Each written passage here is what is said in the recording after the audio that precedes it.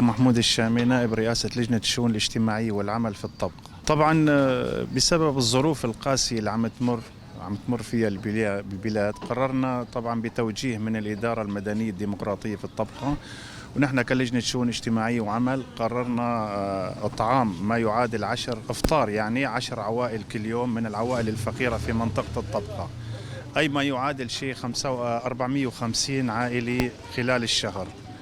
ويوميا استهدفنا كذا حي من أول رمضان لحد الآن. استهدفنا حي الزويقات بالكامل، وعايد كبير وعايد صغير، وحاليا عم نوزع حي غرناطة. السلل الغذائية متنوعة، يعني فيها رز وعدس شوربة، عدس مجدرة، وفيها طحين وسكر وحمص، وفيها زيت. لا طبعا السنة الماضية سويناها، والسنة هي كمان عم نسويها. حاليا صرنا مستهدفين تقريبا شي 70 عائلة من أول رمضان لحد الآن.